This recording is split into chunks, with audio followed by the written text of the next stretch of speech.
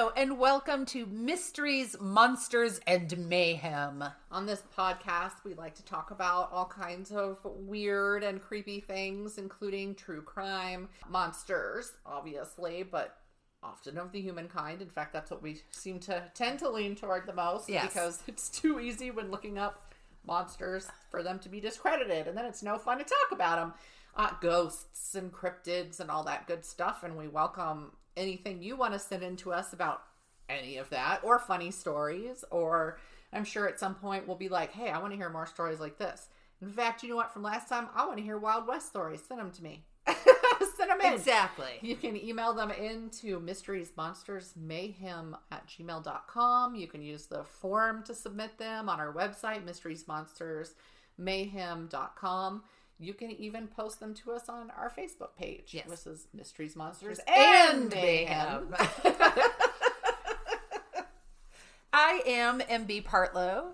I am the co-instigator of this podcast.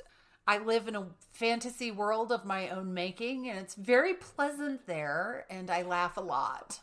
That's a good place to be. Right? It's the place to be in 2020. Oh my gosh, yes. I am Shannon Lawrence, horror author extraordinaire. Not really, just the horror author. Yes, really. You can find me online at thewarriormuse.com. I never say that, do I? I never go out my website. You don't. I just did. I'm a little sleep deprived right now, so whatever comes of that. When are you not? I know, it's true. I'm a little extra sleep deprived right now. Yeah, there you go. My voice went really high there. It's because of the sleep deprivation. I have no excuse. I am not sleep deprived. I'm just loony. I think we should tell about our adventures with the wheelchair, and yours with the wheelchair and mine with the neighbors. Okay. So here's my fabulous, exciting wheelchair adventure story. I worked late one night. I work in a retail shop, and usually I'm home before dinner.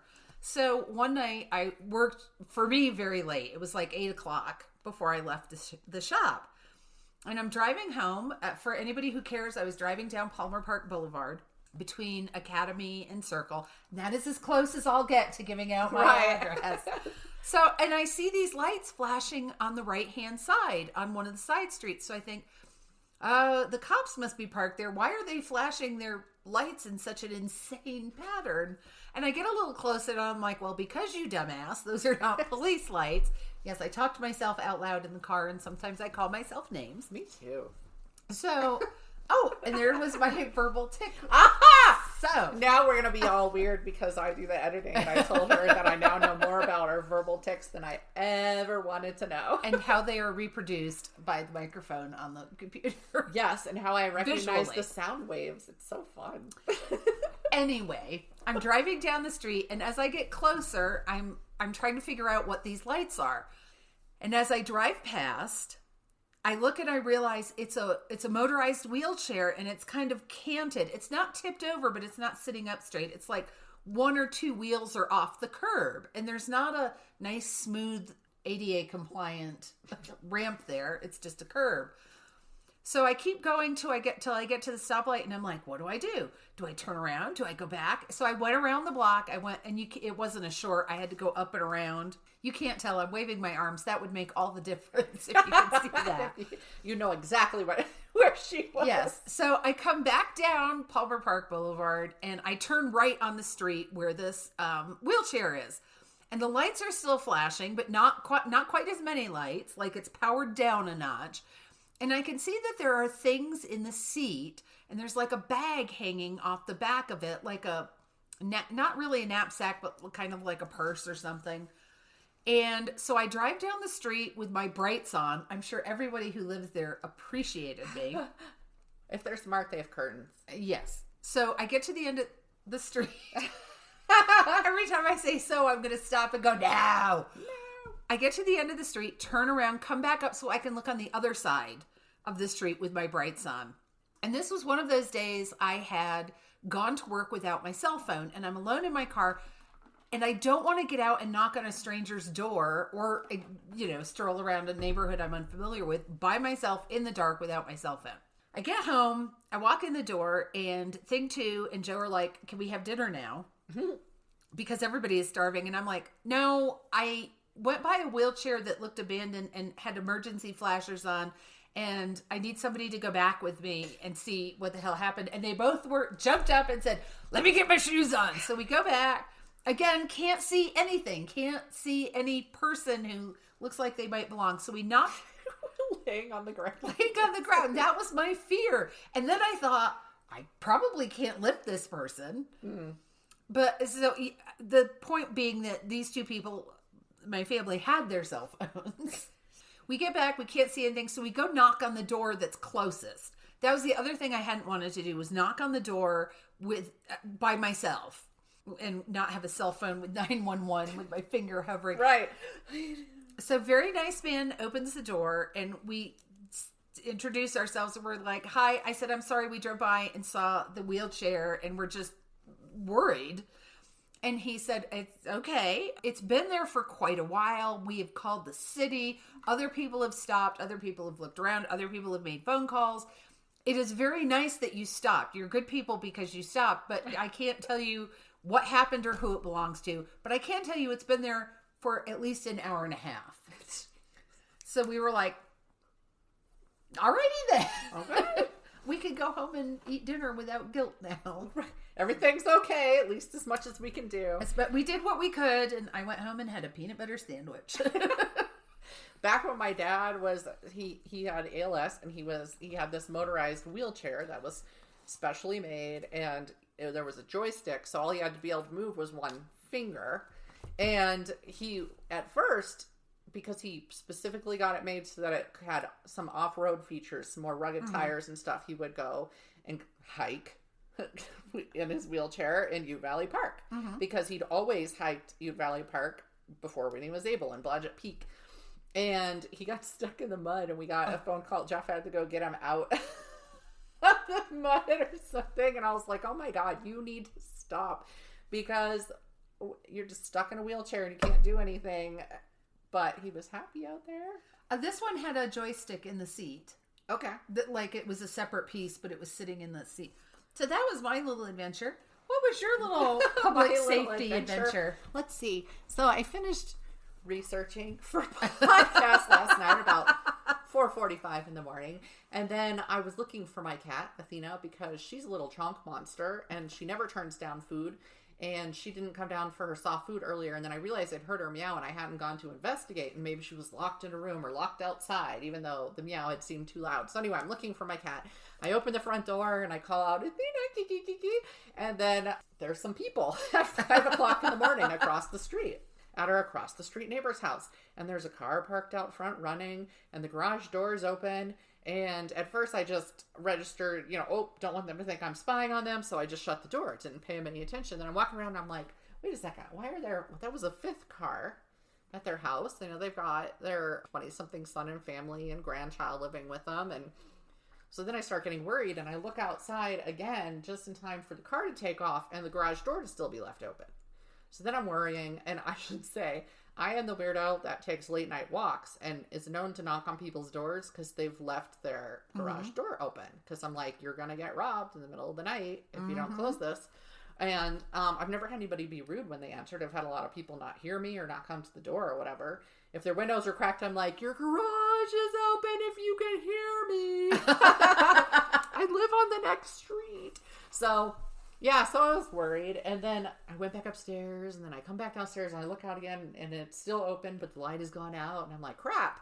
And at this point, so I wake up my husband, and I'm like, hey, can you just text our neighbor in the morning and just make sure they're okay and not, like, lying dead in their house or something? And he's like, why? Because they have COVID? Because they had told us they were getting tested because they'd been exposed. And I was like, no. And I tell him what happened. He's half awake, of course. And then I go in there and get ready for bed. And I start to just worry, like, if I'm just ignoring this, there could be really something wrong. And of course, I'm imagining all the things that could be wrong, all that could have happened. I was like, maybe I scared away somebody who was trying to break into the house. The curse of the vivid imagination. Yes. So finally at 5:30, I go ahead and I just text her because I'm like, she's probably, like, if they're sleeping, she won't get it anyway. And just apologize and say, listen, I saw somebody out front, didn't see who it was. The garage door is still open. I want to make sure you're okay. At 8:30 in the morning, I got a text back, and it was that they're okay. They have COVID. They tested positive. And that the kids are probably just, because they're sick, they weren't paying attention, forgot to close the garage door, all this stuff, you know. But she gave me her garage door code, so now I can just close it, which is good, because in the days of wandering, there's been many times where I've been like, I could just go in the garage, close it, jump over the little laser beam, you know, and run away. But then I'm like, this is Colorado. We have a make my day law. I don't want to get shot because I'm trying to be a good Samaritan or whatever. And honestly, this year I've gotten a bit lazy about it, and I haven't been knocking on people's doors anymore because they just never respond anyway. And I was like, well, you left your garage door open, now you pay. And that is the change in my attitude lately, I guess. You'll learn your lesson and live a safer life. Missy. That's right. So that was my exciting story, and also part of why I'm so tired, because then I couldn't go to sleep. Yes. Because I'm like, oh my God, am I doing the right thing? Do I need to go? When I was pregnant with my son in my old neighborhood, the neighbors left, and I did not get along with the neighbors. They were awful people. Left their garage door open, and I went in to try and close the garage and walk out. And I was, I think, like 8 months pregnant. Oh my husband God. was on a business trip, so I couldn't be like, hey, go over and do the thing. And their garage was full of boxes, so I would have had to climb through the boxes, and it was too narrow, for my big old belly. I actually ended up calling the police and being like, okay, this is I called the non-emergency line, looked it up. I did not call 911, and just said, this is silly. If you happen to have a car in the neighborhood, maybe they can close the garage door. And the thing is, they actually do. Like, they did end up having a car there. They called me and just let me know, hey, we went ahead and closed it and got out. And I said, I'm pregnant. I can't do it. I can't move that fast or that stealthily anymore. And they leave a business card on the door so that the people with a little note saying, hey, your garage door is on, because I knew the neighbors were out of town. Okay. And that's the thing. It would have been open the whole time they were out of town. But anyway, that was my first experience with it. And I did. I went in their garage. I tried, because they couldn't shoot me because they weren't there. And I just couldn't even, I was like, there's no way I'm getting fast out of here and then stepping over the laser beam. No. I envision myself spending an evening with my big old pregnant ass trying to go back and forth, just waddling, right? Do you remember a restaurant downtown called La Creperie? Yes. So, wonderful little restaurant. Keyword here being little. Why did I have to go in there? I had to go in there. I was running an errand for someone. I was like 8 months pregnant, and I had to go in to pick up a gift certificate. I could barely get between the chairs. Oh, wow. I was like knocking tables over. It was a very intimate, small restaurant. It was very lovely, very elegant.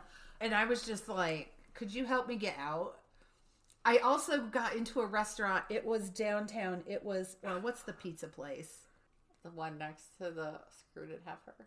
No, it's next to Kimball's. I don't think it's there anymore. Oh, well then I don't know. No, we went there. We've been there. There's one on, nobody gives a shit. Okay. But I went in to have lunch with a friend or a couple of friends when I was pregnant with Lucy, and we got there and there was nobody. We were like the first or second customers in of the day because it was lunchtime.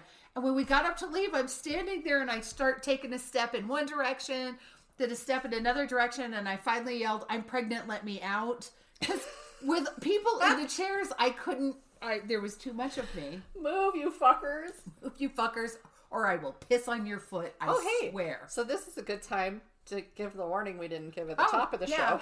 That there's good timing. That there's probably language and inappropriate content. Yes, not suitable for work. So don't listen to it at work or around your children or around your, I don't know, grandma, pearl clutching relatives or anyone with tender ears. That's right. They won't like it. I think they would, but they would have to act like they didn't.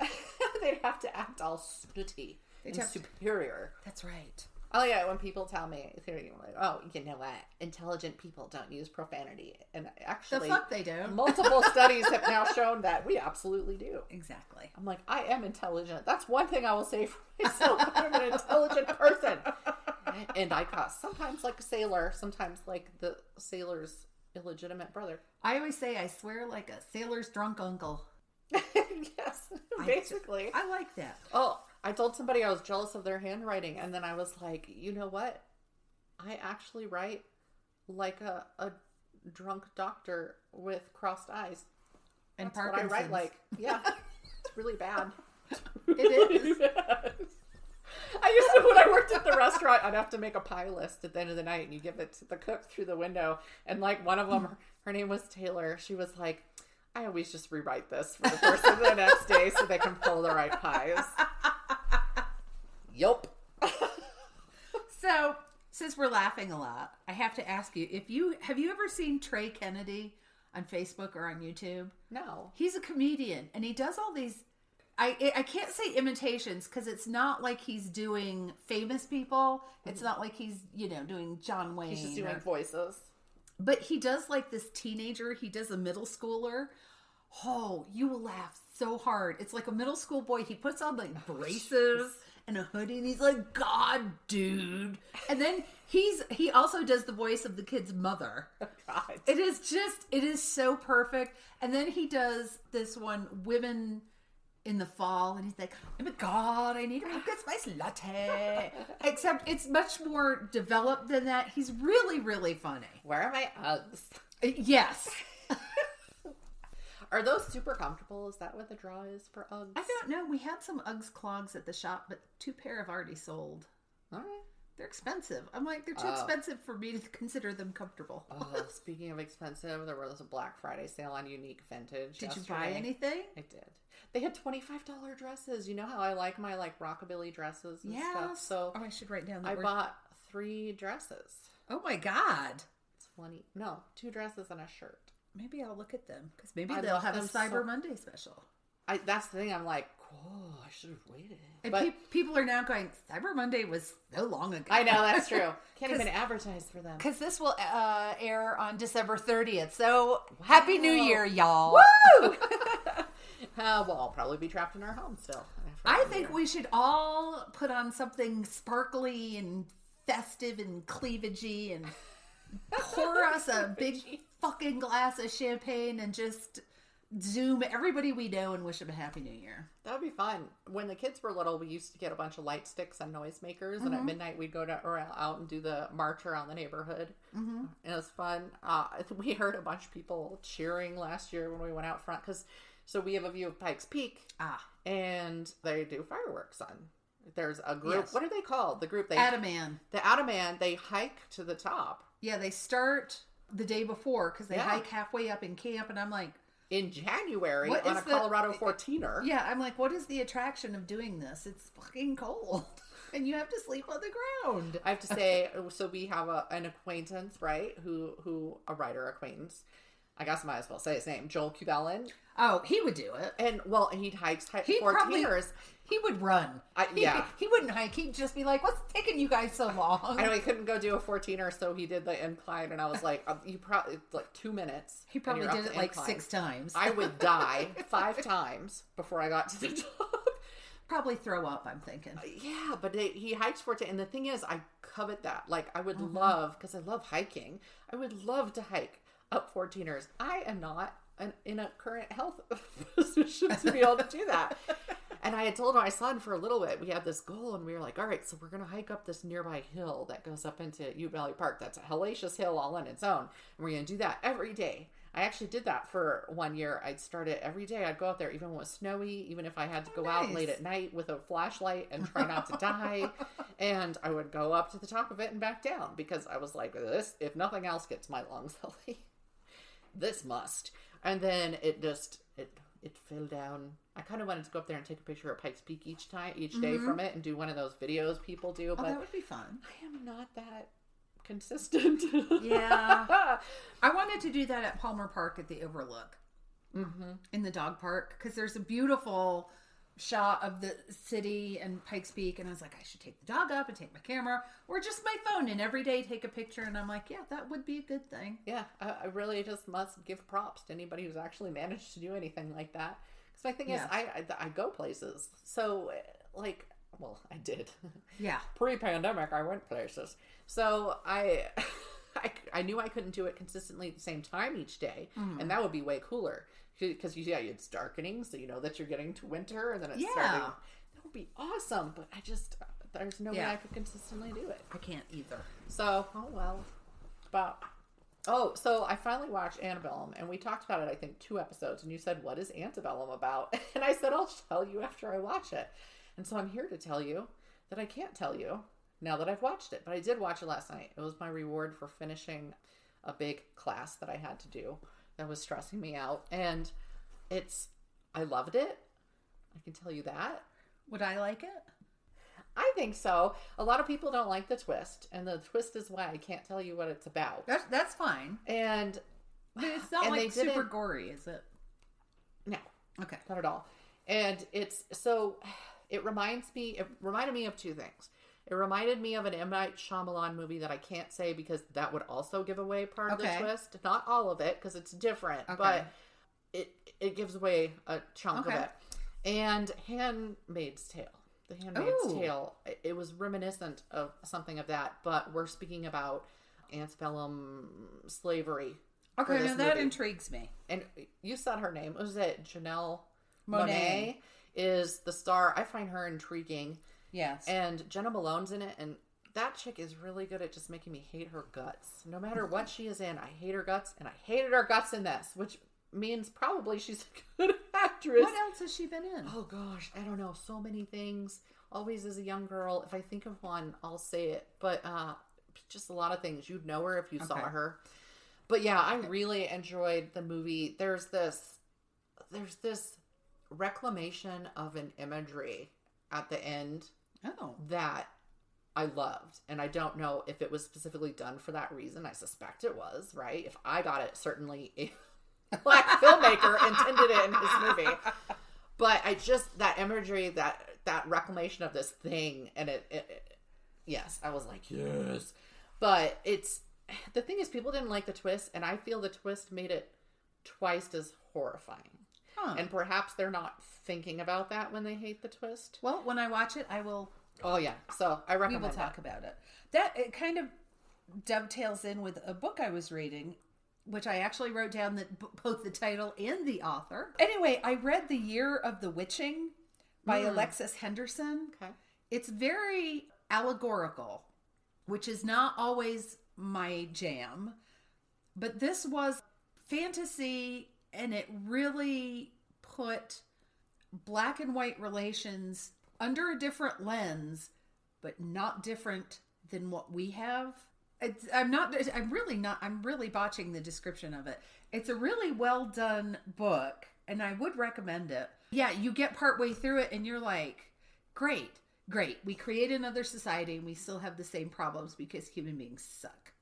Yeah, sounds about right. Except there's witchcraft in this one. Oh. And the imagery, and some of the imagery is very vivid and very scary. Awesome. I've been waiting for I haven't checked in the last few days, again, studying, but everybody kept posting about the Gone Wrong show or something. Did you see that? Goes Wrong show. I haven't watched it yet, but I would like to. Well, because they were like, it's coming to Prime. I think it's a British show or something. Yeah. So I went and looked on Prime, and it wasn't coming up for me yet. And then everybody's posting out watching it, and I'm like, this is unfair. Why can't I watch it? I haven't tried yet. Okay, well, maybe it's up now. It's been a few days. But since I discovered that I can watch YouTube on my TV, yeah, I'm slow. When it comes to technology, what happens is my children come home and they go, you can watch this on the big screen. Oh, I can. Oh.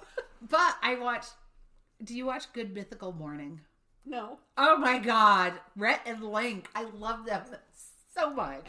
They're just these 2 guys who've been doing this show. It's a YouTube show, for years. And Rhett has the most magnificent mane of hair of any human being. And it's funny because as you watch it, you see, and they do things like, some of it is stuff like the Try Guys would do, but they'll be like Popeyes versus Kentucky Fried. And so they'll taste the chicken and the mashed, and they'll rank them to see who's the best. Okay. And they had this big taste off to see what was the worst Halloween candy. They do things where they taste things and have to guess what country they're from.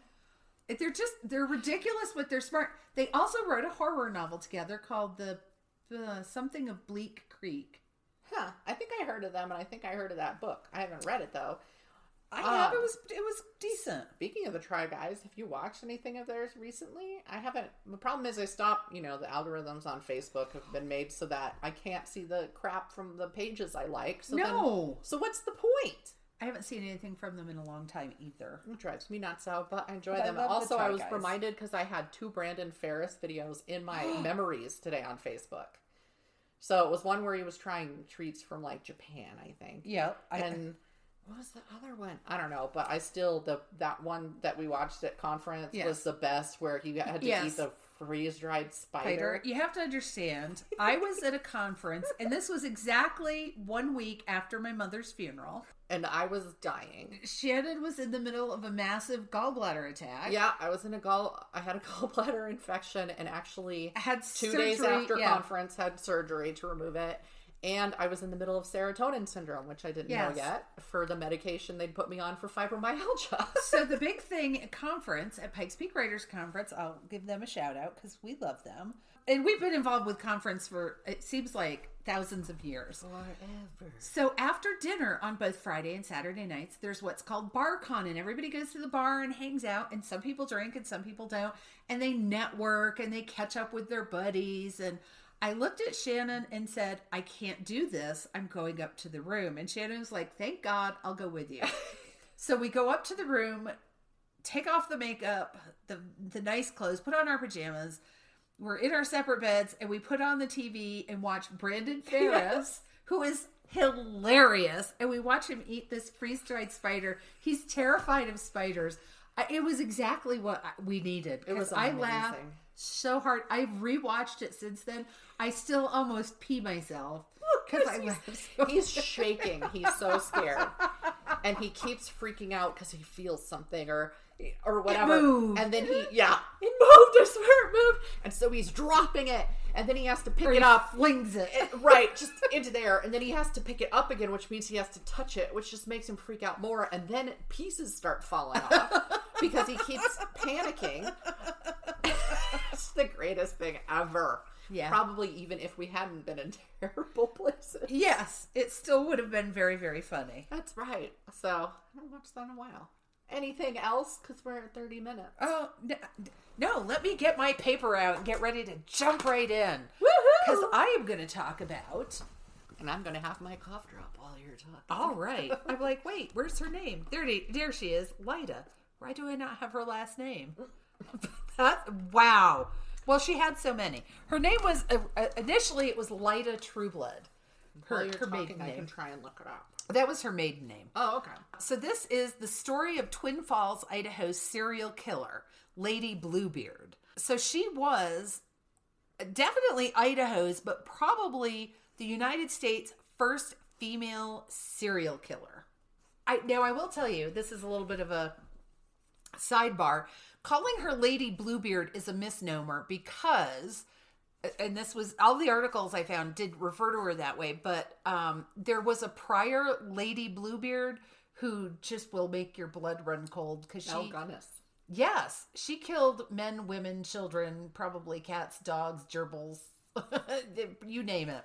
So this woman killed, here's her accomplishment. She killed 4 husbands and a brother-in-law by the age of 27. Oh, what an underachiever. Right? So, now what's really funny to me is her family was described as all church-going people, devout and clean living. Lyda went to church every Sunday without fail. She was popular, she was pretty, she was charming. I should tell you my sources. Insider.com, serial killers from every state in America. Apparently I listed that twice, so it was really important. Of course, I always look at Wikipedia. MagicValley.com, which is a news website in Idaho. And her name is Lyda Southard. Southard. Oh, yeah, there it is. Duh, I couldn't see it. Southard, whatever. So in 1999, so the story, it's really the story of this one investigator. Edward Meyer lived in Twin Falls, Idaho. He was very well liked, very popular man, hardworking, supported the community, all this stuff. And he died suddenly. And people were shocked that first of all, they were shocked that he died. Then they were shocked to discover that he had secretly married a woman who used to live in Twin Falls and had moved back. Because he was living out at his ranch and she was living in town at a hotel. And she left town shortly after his death, which was originally attributed to typhoid fever. Apparently, they attributed frickin' everything to typhoid fever back then. I gotta look that up. Or consumption. Consumption. The consumption. The consumption. So, Lyda had met Meyer while she worked at the Grill Cafe on Main Street. And at some point, she had been to his ranch and cooked a meal because several people, including ranch hands, and they have ranch hands attesting to what a wonderful person she was, how loving and giving and generous she was. Well, several people were stricken with what she referred to as food poisoning. It must be from that new canned food. She herself got sick, and she called the doctor. And Edward never fully recovered. So then when he had the second attack, he was gone. A year after he died, rumors of foul play were still circulating. Everybody was still speculating, how could this healthy, robust man just all of a sudden be dead? So a couple of the head of the sheriff's department and the DA, who didn't give two shits, it seems, about the man, but did care about their careers. So they put Deputy Virgil H. Ormsby in charge of investigating. Why did they stop naming people Virgil? I don't know. I almost said virgin, but I kind of like the name Virgil. Virgil. It's a very old name. So he didn't have much to go on, but he started tracking Lyda and putting the bits of her life together. So she had moved to Twin Falls as a child with her family. She'd graduated from high school there, and she'd married a man named Bob Dooley and had a daughter with him. They got married in 1912. Here we are, and there's no axe in this whole thing, I want you to know. So are there guns? There are no guns, there are no axes. Because it's a woman killer. They usually don't do weapons like that. Exactly. Poison. So she married Bob Dooley in 1912. They had a daughter. In 1915, Bob's brother, Ed, his business partner and brother moved in with them. And he just happened to take out a life insurance policy with his brother's and Lyda's name. And shortly after he took out that insurance policy, he did in fact die. 2 months later, Bob died. His insurance beneficiary was also Lyda. Convenient. So then Lyda married Billy McAfee in 1917. And shortly after that, her 3-year-old daughter died. There is a lot of speculation still as to whether or not she killed her daughter. Okay. There's nothing positive, because I'll get to how they figured out she killed the other people. There's nothing indicating that she did or that she didn't. So after her daughter died, she convinced Billy McAfee that they needed to move. She needed a fresh start.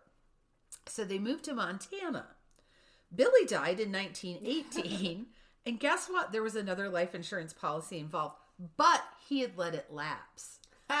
In fact, she tried to make a payment on the policy after he died, but they wouldn't accept the payment. So she didn't get that money. She didn't get to collect. So then she married a man named Harlan Lewis.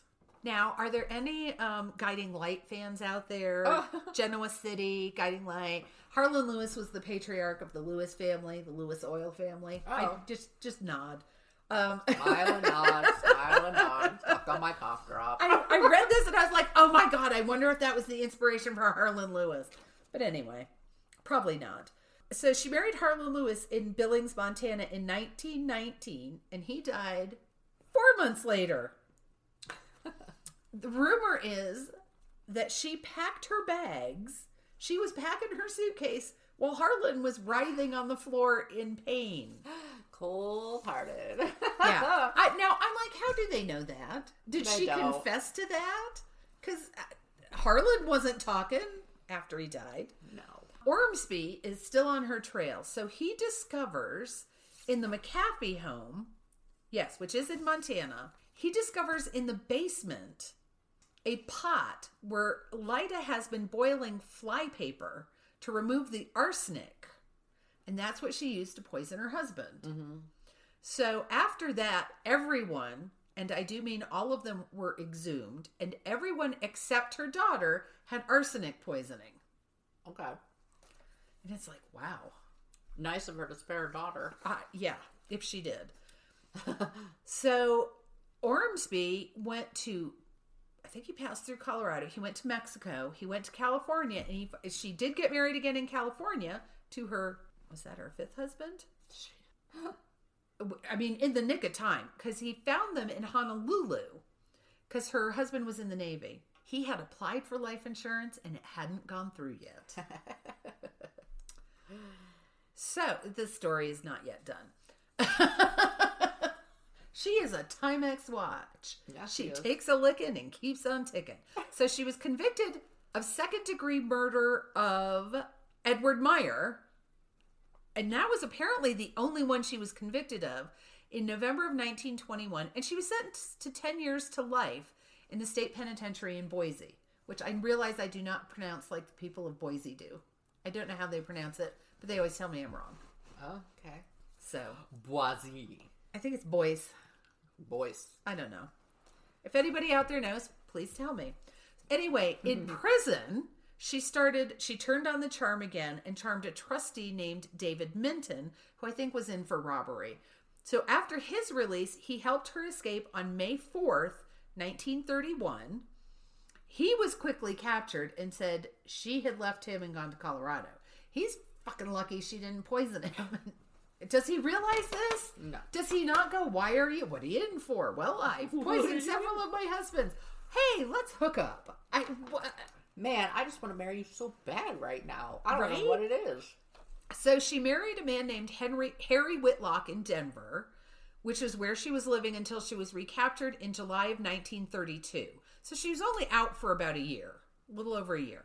She was returned to the penitentiary and remained there until she was paroled in October of 1941. She served about 20 years. Okay. She killed 4 people, escaped from prison, and was recaptured and still only served 20 years. To me, that seems very slap on the wrist. Yeah. So, although they had a really hard time convicting women back then because A, they didn't think women could commit crimes, and B, murderers. Right. That's just not womanly. We are the fairer sex. Oh, yeah. We're delicate. Fair. We had delicate flowers. Totally fair. So her 7th husband was a man named Hal Shaw. And when she died of a heart attack in 1958. She proclaimed her innocence to the end, but her body was hairless, which is a well-known side effect of exposure to arsenic. Yeah. So out of 7 husbands, 7 husbands. So much work. There was Robert Dooley she was married to for 3 years before she killed him. She was married to William McAfee for a year and a couple of months before she killed him. Harlan Lewis, March to July of 1919 before she killed him. She was married to Edward Meyer for a month.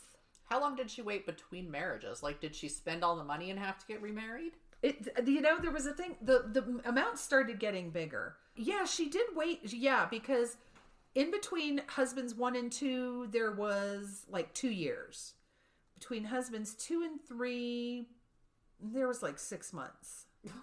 Spent that for fast. Between 3 and 4, there was a year. Between 4 and 5, they aren't sure when she married Paul Southard. I feel like it would be easier to get a job than to go through a relationship and get them to propose and get married. I mean, if you didn't like them so much that you were willing to kill them, did you really like them enough to have sex with them? No. Right? And be with them all the time. And have a child with one of them? Miserable to me, actually. Yeah. This does not sound like a happy-go-lucky existence. No. They don't know with her last husband, Hal Shaw, if they divorced. He just disappeared. They don't know what happened to him. So it's like, did he... He died. Well, by now, certainly. He died and buried. He died and buried, and probably from arsenic. Mm-hmm. But this was just... I could not get over the fact that What happened to your last husband? No, he died. Yeah, the he last died. 4 died. How many times have you been married? Yeah, but guys don't like to hear about a woman's history, so see, they didn't ask. That could very well be. She probably didn't walk up and say, "Would you like to be number 5?" They're like, why is your name 7 names long? And some of the articles referred to her as, so when she went to prison, she was Lyda, what'd I say? Her Lyda Trueblood, Dooley, McAfee, Lewis, Meyer, Southard, Whitlock, Shaw. Oh my God. Can you imagine trying to write that on your license at the... No. And every So time you have to change all your identity stuff? I did that once. I never want to do it again. Yeah, I didn't do that, but... I know. If I had been older, there are a lot of things I would have done differently. But I got married at 18, so it was, these are the things you do. You take their name, you do this, you do that. And I was practically over the hill at 29 when I got married. I was looking forward to having a name people could pronounce, and that's when I learned people can't pronounce Lawrence correctly either, so... Yep. But Knoyer was way harder for people to pronounce. So I still would have changed my name. I had 3 brothers carrying on the name. I didn't need to. I might have hyphenated, but then always gone by Lawrence, so people wouldn't be like, I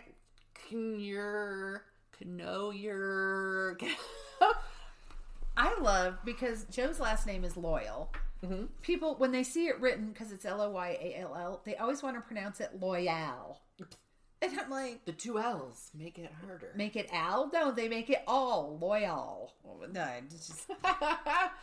Oh my gosh. Okay. So I just thought that was fascinating. I don't know why that so captured me, but I was like, man, you just marry him and poison him. She got quicker and quicker and quicker.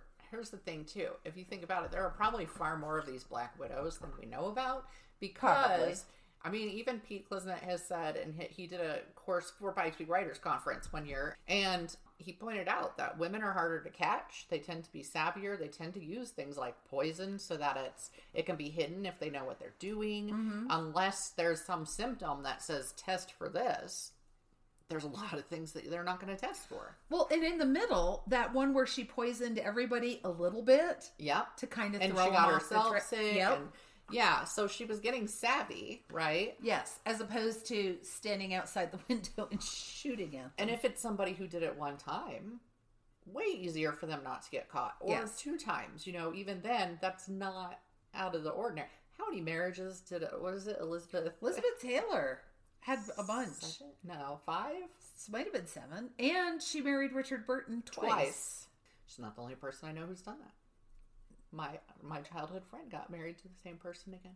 Once upon a time, when I was younger and before I met Joe, somebody I dated, his parents had like 5 marriages between them, but they had married each other twice. Married and divorced each other twice. You see that with your first marriage or whatever, you're still immature, you can't do the thing. Jeff and I were just already super mature for our age, so that probably helped a lot with an 18-year-old marriage, but we had some rocky years. Around the 2-3 year mark. Now they're pretty laid back. Thank goodness. I appreciate the laid backness of having been married. About you. That's what I appreciate about it. It's just, yeah, so nice. I was a very aggressive and passionate person when we got married. I mean, I still am. I was going to say, nothing like what I was like when I was 18 years old. He dealt with so much. He's like a hardened warrior now. It's like every once in a while I'll say to Joe, I'll be doing something and I'll look at him and I'll go, is this weird? And he'll just say, not for you. No. For you, it's completely normal. No, it's well within the realm of acceptable behavior. Thank you for asking. Glad you still care, though. People will be stunned at the shortness of my thing. Since I always am like, when we get together, I'm always like, I have a really long one. What do you have? And I'm like, no, I don't have a really long one. It's short to medium. It's all right. This is the Guinness Family Curse. Which I had never heard of. I hadn't either. And I went to the Guinness factory. My husband has been. In Dublin. I got a t-shirt. It didn't even say my husband went to the Guinness factory. And I got this t-shirt. It just said Guinness. Yeah, so it's also called the Black Curse. And I had never heard of it. And then somebody shared an article, and it was one of those related or whatever, where it advertises different articles. Yes. And I saw Guinness Family Curse strikes again this month. It must November be like the Kennedys. 2020. And I was like, what?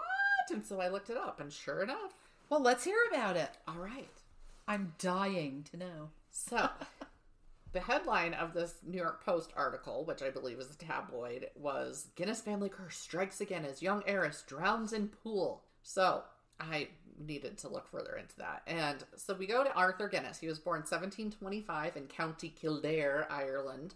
At 27 years old, he received an inheritance of £100 and used it to open a brewery in Dublin, where he created the beer now known as Guinness. But at first, everybody around Dublin knew it as Uncle Arthur.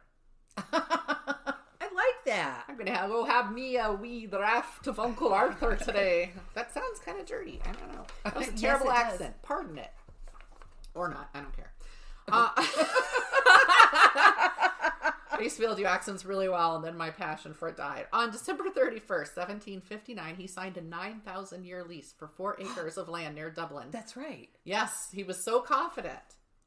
Because they talk about that when you do the tour. Oh, the okay. 9,000-year lease. Yeah. See, I should have just asked Jeff to tell me things about the tour, and then I could have put them in here.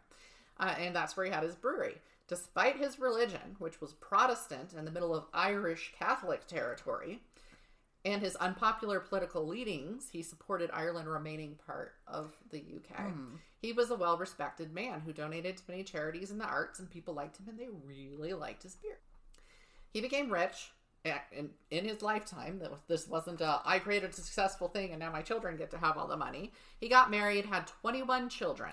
Holy fucking shit. And that's what I said. I looked at a different source. I was like, yes, but only 10 of them lived to see adulthood. Oh, God. He lost 11 kids. That's tragic. It is not unusual. 1750s? Well, 1760s. Yeah. Well, hopefully that was spread over. 10 in a row. Bing, bang, boom. Of his grandchildren, several became alcoholics, 2 ended up in asylums, and others lived out their lives in poverty. Wow. In 1944, basically, I'm just going to start listing the shit that's happened to his heirs, and I'm not including they had titles and shit, it was like the this of that, and the Lord, yeah. Anyway, in 1944, Walter Edward Guinness, 1st Baron Moyne, was a prime minister to the Middle East.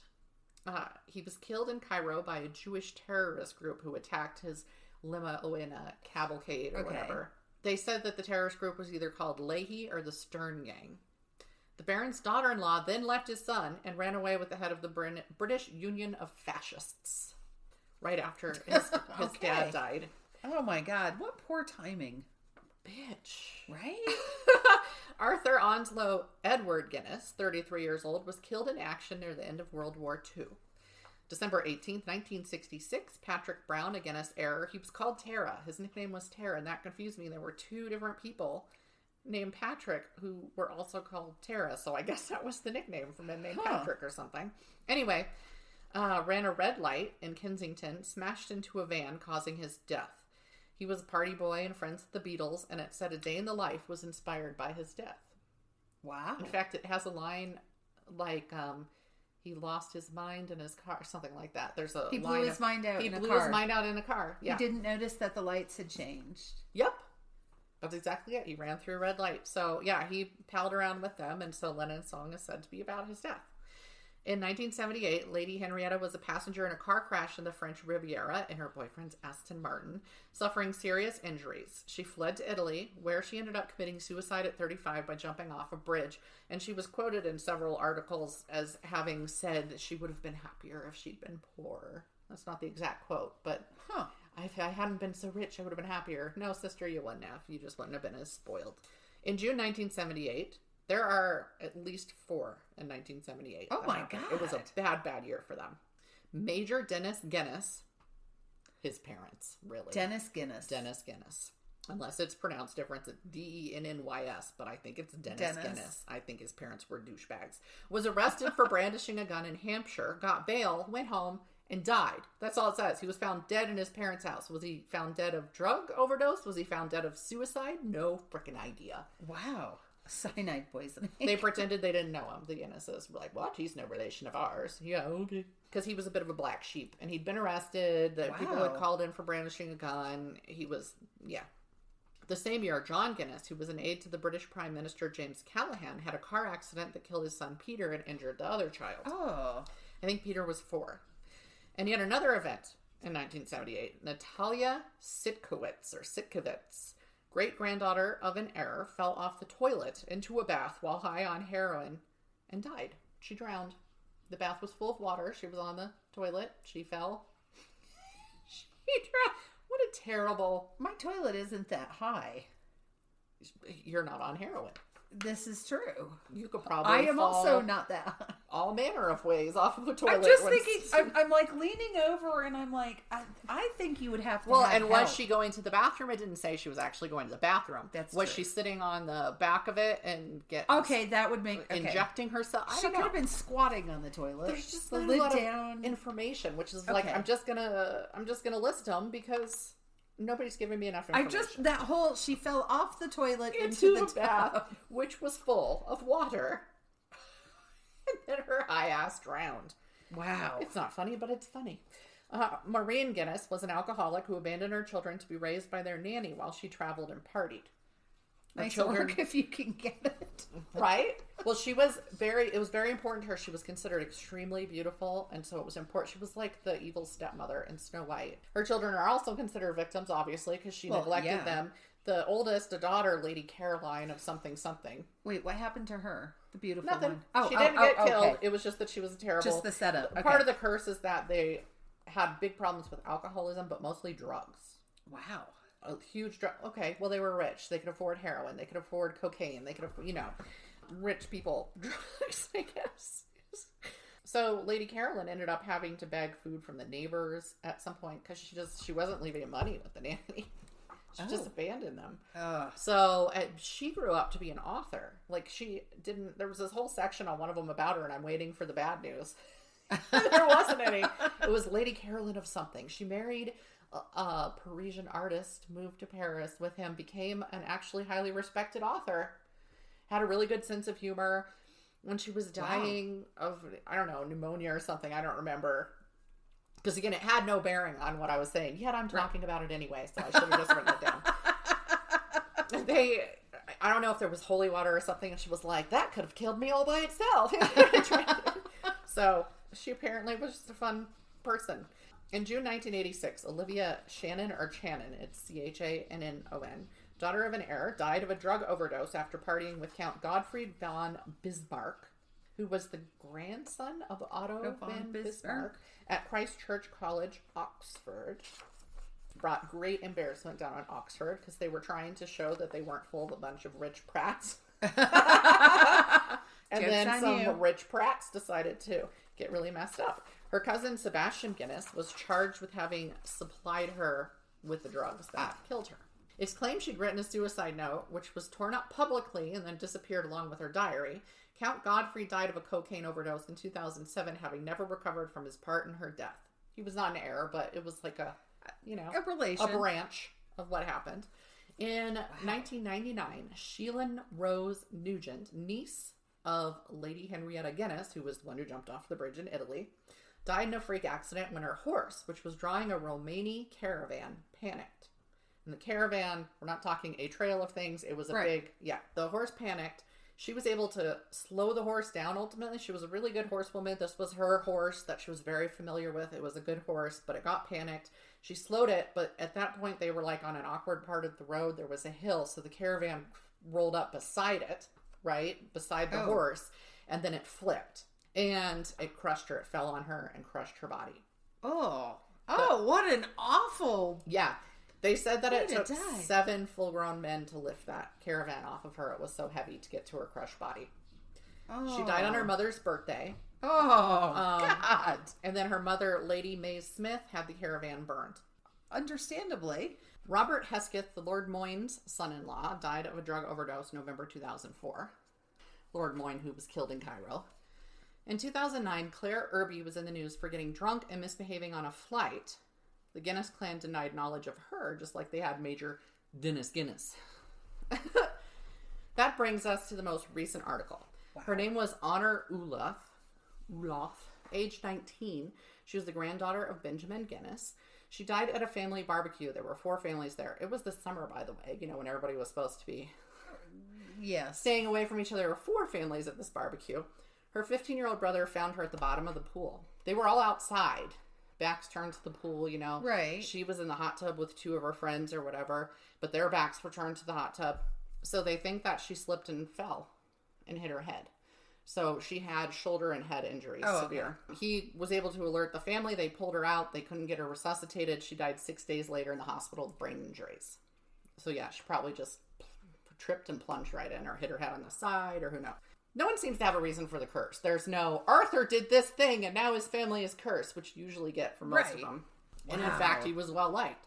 So most likely, as in probably most of these cases, it's a bunch of spoiled rich heirs who have a lot of money and can screw around and do a whole bunch of drugs and act like idiots and get away with it because they're rich and they have some power. Right. The caravan thing, though, some of them are just really terrible. Yeah. Drowning in your bathtub. He was a man who made good on a 100-pound inheritance and donated a lot of that money and seemed like a good all-around guy. Other famous families considered to be cursed are the Kennedys, the Gettys, the Wodeyars in India, the Habsburgs, the Rockefellers, the Von Erichs, the Grimaldis, and of course the Romanovs, who were cursed by Rasputin. There was a curse put on them. To end this one, since it was short, I figured I'd end on a joke that one of the sites had that Ronald Reagan, who was Irish, used to tell all the time, which had to do with, it has a little bit of Guinness. I found it on the Foundation for Economic Education. The funny thing is, I was reading it and I heard his voice in it. He spoke so specifically. Yes, he did. 2 men were sitting in a pub in Wexford County drinking some Guinness lager when one of them turns to the other and says, "You see that man over there? He looks just like me. I'm going over there and talk to him." So he goes over to the man, taps him on the shoulder and says, "Excuse me, sir, but I noticed that you look just like me." The second man turns around and says, "Yeah, I noticed the same thing. Where are you from?" "I'm from Dublin," says the first. Stunned, the second says, "Me too. What street do you live on?" The first one replies, "McCarthy Street," to which the second one responds, "Me too. What number is it?" 162, announces the first man. Shocked, the second one declares, "Me too. What are your parents' names?" The first man answers, "Connor and Shannon," to which the awestruck second man says, "Mine too. This is unbelievable." Delighted to make each other's acquaintance and amazed at these various coincidences, both men order some more Guinness. They're marveling at their astonishingly similar backgrounds when the bartenders change shifts. The new bartender says to the departing one, "What's new today?" "Not much," is the reply. "The Murphy twins are drunk again." And that's it. That is almost a dad joke. It is a dad joke. So I would like to put out a call if anybody has any leads on any hauntings, because I was trying to research a couple of different insane asylums, abandoned or no longer in use, that are supposed to be haunted. One of them, I can't find any record that anything terrible ever happened there. There was no fire. There was no torture. The people were well cared for. I mean, now, if a place was going to be haunted, I would expect a hospital or an asylum to be a place that would be haunted. It would rate high on the hauntometer. Because there's so much strong emotion going on. But if nothing ever happened there, I'm like, no, you got to have something. Ghosts don't form for no reason. That's right. Send us haunting things. I want to know if anybody have family ancestors who were gunslingers. Like, why does nobody have more stories about? I had a territorial marshal because my family is cowboys and Indians, but supposedly one of my relatives was one of the first to be killed in the electric chair. Of course, in Indian territory, but I can't figure out which one it is because I can't find anything about. So anyway, I'm like, I want to know more. I'm going to give a shout out to Kim Olgren, who posted to us about the hunt for the Skinwalker, about the Skinwalker Ranch, and a shout out to David Slayton, who sent us a message about the Vampire of Loveland. So send us things, you guys, to Mysteries, Monsters, Mayhem at gmail. Send it to Gmail. Send it to Gmail, and we will answer ye. This is probably our shortest one to date. And some of you are probably very happy about that. Right? Especially after my last long one. But thank you for listening, and join us next time. Thank you. Bye. Bye.